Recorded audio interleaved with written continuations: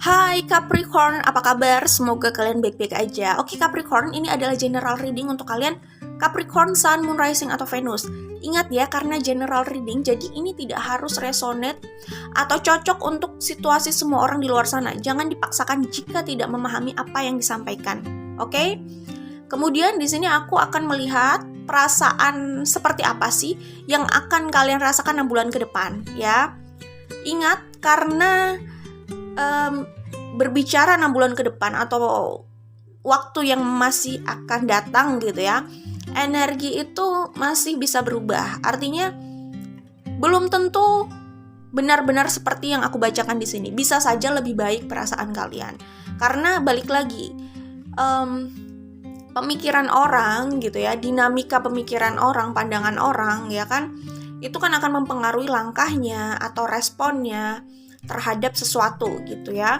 Oke, kita langsung saja menuju ke pembacaan ya. Ditambah juga loh, masa depan itu dinamis karena ya itu tadi yang aku sebutkan. Tergantung dinamika seseorang juga, bagaimana pikirannya terus tumbuh, melihat sesuatu, apa yang dialami, bagaimana reaksinya, karakternya gitulah ya. Oke.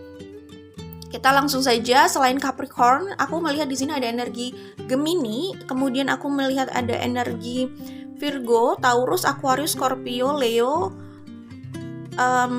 Sagittarius, Libra, Pisces juga ya, Cancer. Oke, ya itu ya. Itu bisa di Sun, Moon, Rising, atau Venus. Capricorn, kalau aku lihat di sini 6 bulan ke depan, perasaan yang aku lihat di sini adalah kesedihan. Ya, kesedihan ini ada kaitannya dengan hubungan Capricorn dengan seseorang atau beberapa orang, ya. Ini untuk Capricorn, Sun, Moon, Rising, atau Venus. Di sini aku melihat ada yang ingin rekonsiliasi, cuman sepertinya keadaannya tidak semudah itu atau kurang mendukung ke arah situ, ya. Dan di sini aku melihat situasi orang yang bersedih dan berusaha stabil. Gimana sih saat orang itu sedang sedih, ya kan, sedang berduka gitu ya. Dan dia harus menjalani kegiatannya, harus bekerja, harus ya menjalani rutinitasnya lah ya. Terkadang bukan terkadang sih, kalau orang berada di situasi kayak gitu kan, bagaimana dia berusaha menstabilkan keadaannya gitu ya. Sedih itu kan tidak bisa dipungkiri gitu.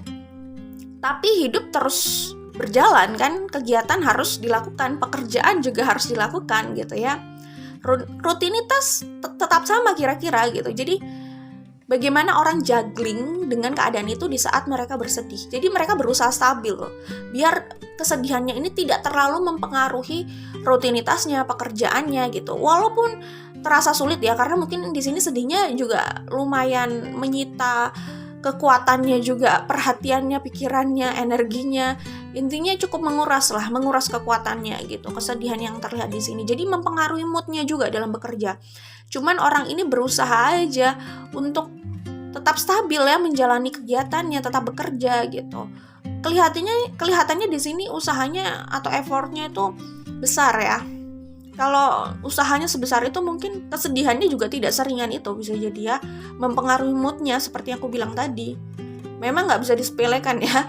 Ini tinggal bagaimana kita menggiring sudut pandang kita aja ke arah yang bisa membuat perasaan kita itu lebih enak gitu loh ya. Mungkin kita bisa cari hal-hal ya yang bisa meningkatkan lagi semangat kita gitu ya, sedikit mengeliminasi rasa sedih itu gitu. Tergantung apa yang kalian suka ya. Kalau kalian punya passion di tempat lain ya kan, kalian bisa pikirkan untuk melakukan rutinitas tambahan itu sebagai penghibur kesedihan kalian. Jadi ini soal seni ya, seni memperbaiki mood ya, seni membangkitkan semangat kita sih ya, manajemen perasaan lah ya, kayak gitu. Seni menggiring perasaan kita itu biar merasa lebih baik. Sedih itu wajar ya, semua orang butuh waktu. Tapi kalau kalian merasa kalian hanya punya waktu segini nih, soalnya waktu tiap orang beda-beda. Ada orang yang cukup 3 hari gitu ya, ada orang yang kayaknya 3 hari belum cukup sih sepertinya. Tapi pekerjaan ini menanti gitu ya, dia nggak bisa terus bersusah payah harus pura-pura tidak mengalami apa-apa sementara dia juga harus all out dalam pekerjaannya gitu misalkan. Yaitu cari cara gitu ya, berarti cari cara. Salah satunya kalau punya passion di tempat lain, itu yang aku bilang gitu loh, bisa mengarahkan pikiran atau fokus ke arah situ juga. Jadi ada penghiburan ya, yang aku bilang itu tadi, tergantung apa yang lagi disukain gitu kan. Apakah itu makanan, olahraga, atau hobi yang lain, terserah sih sebenarnya gitu. Jadi bagaimana menggiring sudut pandang kita aja untuk mempengaruhi mood kita dan perasaan kita gitu. Suka nggak suka ya. Kadang ya orang 3 hari butuh waktu 3 hari misalkan contohnya ya. Di situ semua orang butuh waktu, jadi nggak apa-apa kita ambil waktu, tidak ingin diganggu, fokus sama diri kita, ya kan, fokus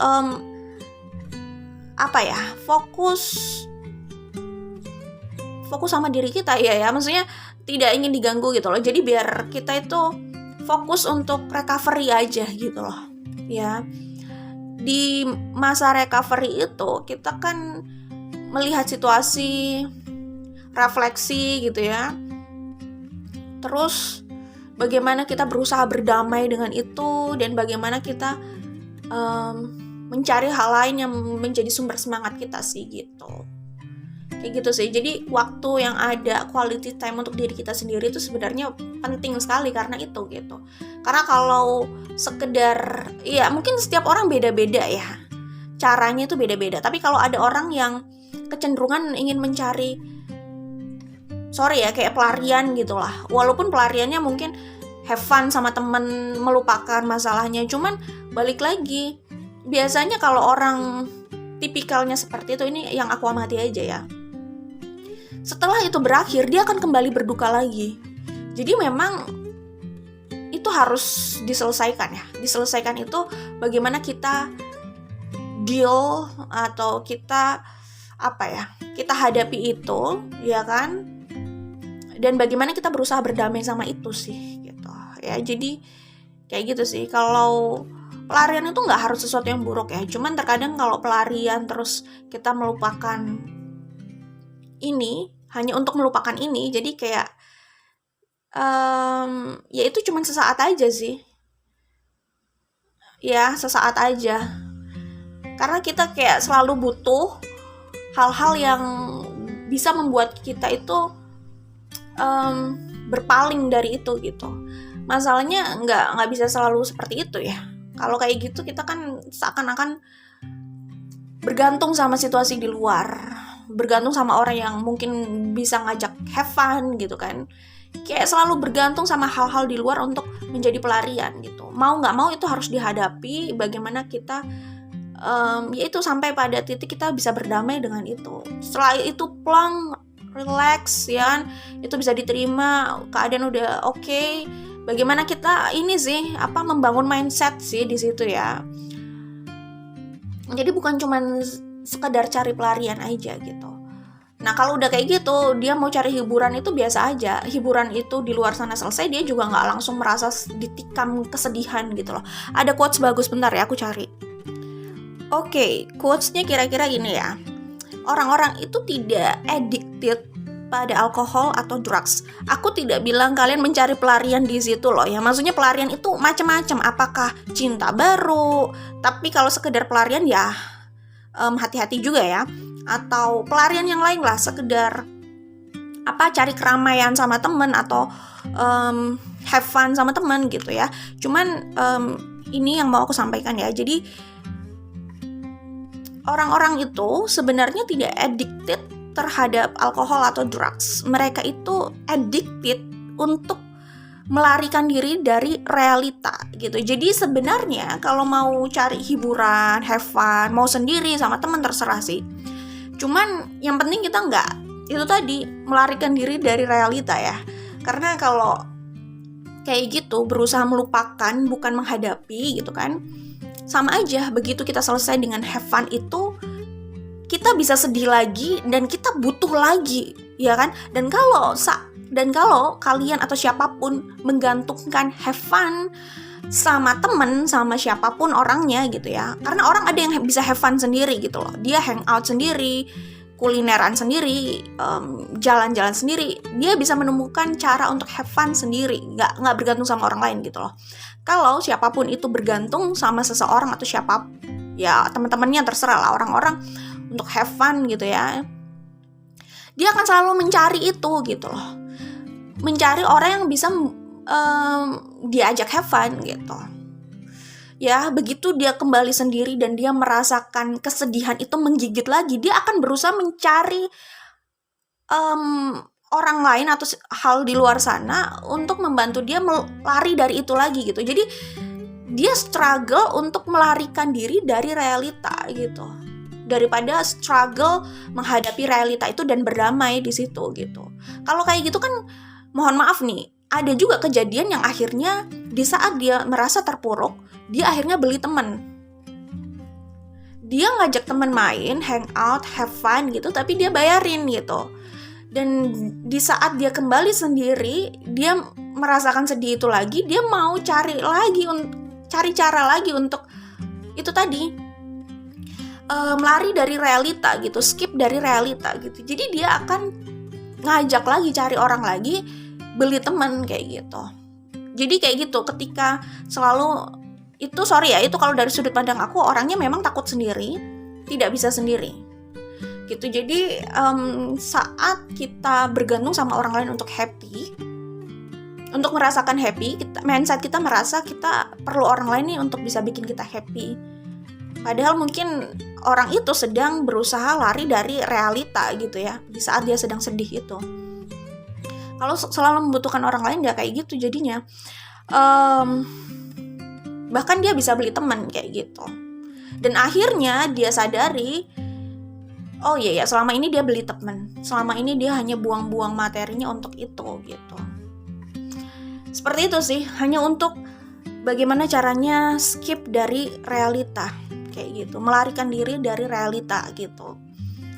Itu kalau orang yang nggak sanggup sendiri ya. Tapi kalau orang yang sudah bisa menemukan kebahagiaannya di dalam dirinya gitu ya, maksudnya ini bukan menggurui ya, tapi kalau dia aja sudah bisa happy dengan dirinya sendiri gitu ya, dia bisa hangout dan dia bisa happy sendiri tanpa perlu orang lain untuk menemaninya. Kalau dia sudah menemukan kenyamanan dan kebahagiaan saat dia sendiri ya, itu congratulations gitu. Dia nggak bergantung sama orang lain untuk bahagia gitu loh. Jadi dia pun tidak perlu beli temen. Dia bisa aja mencari, menemukan hobi seperti yang aku bilang, passion gitu ya, membangun hidupnya gitu kan. Ya itu cara yang menurut aku lebih tepat sih. Artinya dia bisa terus merasa bersemangat ya. Enggak.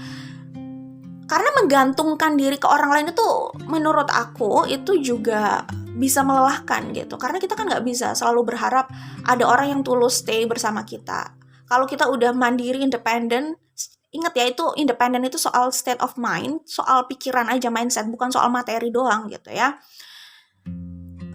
Kalau orang itu sudah independen, orang yang tulus datang ke dia itu sebenarnya bonus gitu. Karena dia nggak mencari-cari dan pusing di situ. Dia lebih ke fokus pada membangun hidupnya, dirinya, menciptakan kebahagiaan dengan dirinya sendiri ya, maksudnya nggak menggantungkan orang lain. Itu lebih, memang terlihatnya sulit ya, tapi kalau sudah berada di level itu dan titik itu, orang itu jadi tough banget dan mudah untuk bahagia. Menurut aku sih seperti itu gitu.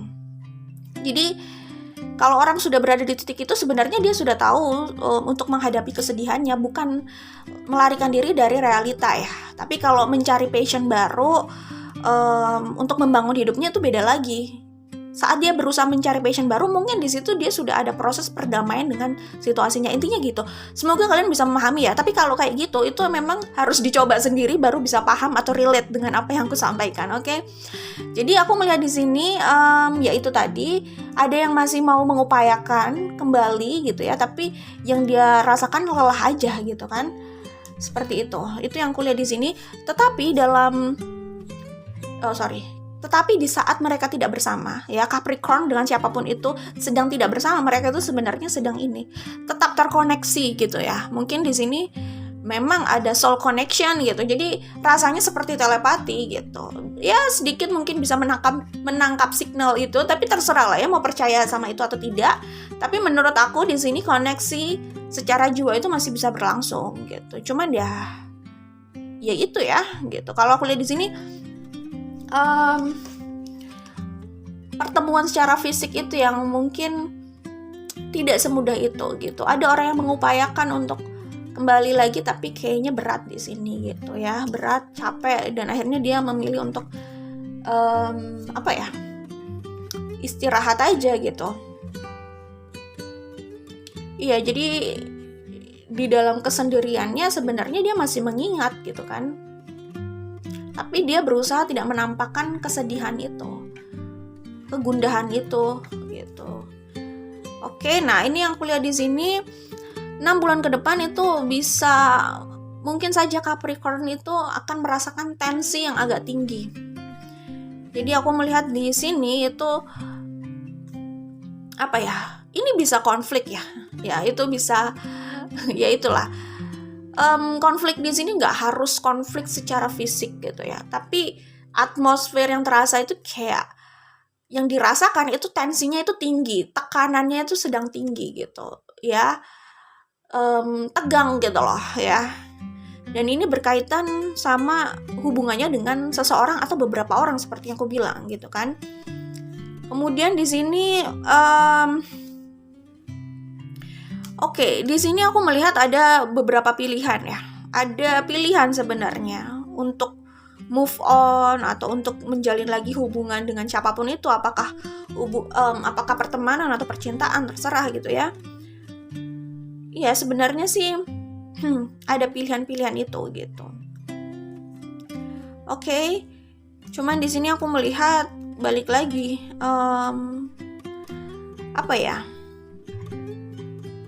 kembali ke perasaan masing-masing ya. Maksudnya aku melihat di sini intinya ada konflik aja sih ya, yang itu meningkatkan tensi hidup kalian 6 bulan ke depan itu gitu. Mungkin aja sebenarnya ada banyak pilihan di sekitar kalian ya. Pilihan ini bisa aja kayak pekerjaan, pertemanan gitu ya, relasi, orang-orang yang bisa diajak kumpul gitu. Tetapi hati kalian itu atau hati Capricorn di sini tuh masih stuck sama satu orang itu. Itu yang bisa aku sampaikan di sini ya. Kemudian, nah ini kayaknya 6 bulan ke depan kalian berusaha untuk healing ya di sini. Berusaha untuk healing.